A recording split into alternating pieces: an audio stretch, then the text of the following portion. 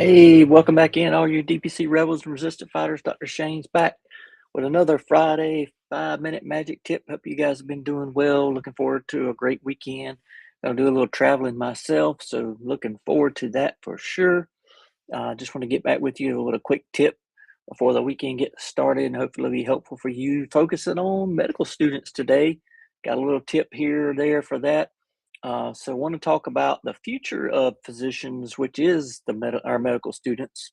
I had a talk a couple of weeks ago with the Benjamin Rush Institute, Mr. Brian Mew. We did a podcast talking with some medical students in their group about autonomy in primary care and why autonomy matters, why it's important in primary care. It's really critical, and how it affects direct primary care and how direct primary care leads to autonomy. I'll try to put the link to that podcast with the Benjamin Rush Institute in the notes, so you guys can watch that, especially share that with your medical students.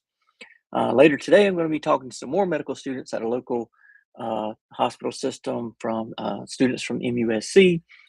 So share about the primary care and DPC and how direct primary care is a viable option in primary care and in our community. So just want to encourage you as a primary care physician, as a DPC physician, even specialist, to get out and share your story with students. Let them see, hey, independent practice is possible. There are direct primary care physicians in our community. There is a mechanism to do it. You can learn the business. It doesn't make a lot of sense not to do your own practice. You don't have to do with insurance. A lot of things they need to know, need to see, and understand that there are different systems of practice out there. So go and share with those. Find a directory near you, residents, the students. Try to get connected and share all you can. Encourage docs to do that. Um, as we our desire is to share with the future of family medicine, the future of primary care. And the only way to do that is to share that with students. We got to get them interested in primary care, got to get them interested in business, interested in entrepreneurship in some way. Maybe they need a little kick in the pants to get that started, but they need to see the business side and entrepreneurial side of healthcare and business. It truly is a business. It's a massive, massive multi-trillion dollar industry.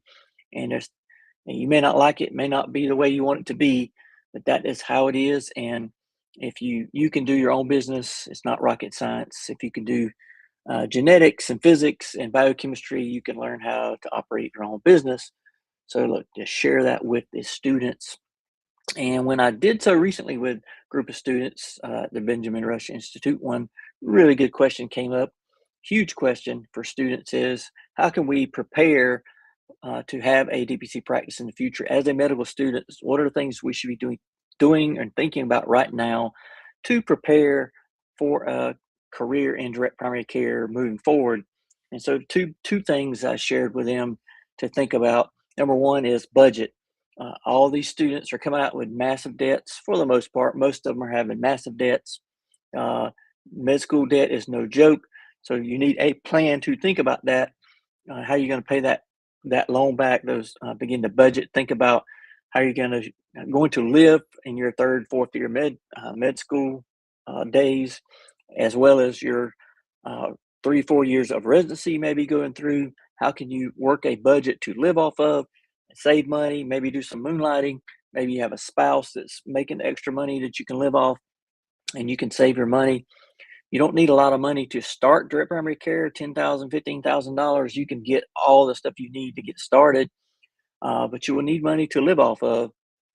So you need to plan a budget. Think about that. Think about loan repayment, and I would certainly caution medical students to think about loan repayment plans. All these different programs that they constantly are changing.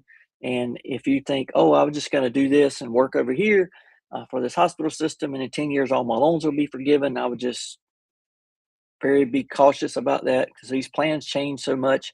I just don't know if I would trust the government to pay all those loans back off. They are your loans, so I would work really hard in the beginning, pay those loans off, and then after 3 or 4 years, you're debt free. You're good to go. So budget is the first thing I would start thinking about. Number two, second big thing is learn everything you can in healthcare. Learn as much as you can, get a wide breadth of knowledge in healthcare as you can, especially if you're doing primary care or family medicine. Learn all the gynecology you can, learn all the skin, the derm, procedures, ortho. Learn everything you can, get as much procedures under your belt so you can have a wide breadth of knowledge and really help as many people as you can as you continue to learn throughout residency. The value in DPC is that you can take care of a ton of patients and less referrals, less imaging. So that's the big value there in direct primary care. And the more you can learn, the more you can help your patients and keep them from going to other places, urgent cares, ERs, referrals, imaging. The more you can do in your office, the better, the more value you can drive for them. And that is the real key of direct primary care. The mindset is, hey, what can I do to keep my patients from going other places to get care?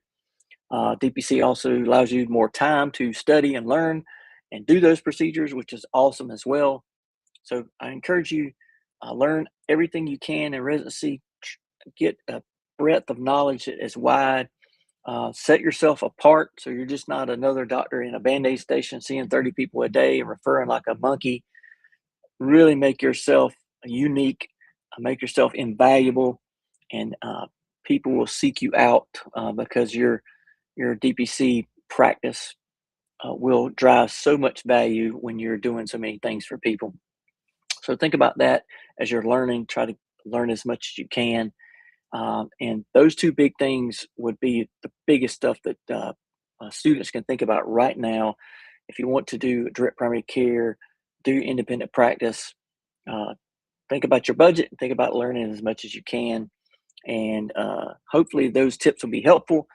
If you're a DPC physician or a private practice now, go ahead, please try to connect with students and share your story so they can see it is possible and people are doing it. And we'll hope to see you back in a week or so for another magic tip right here. Until then, you guys keep the DPC magic going.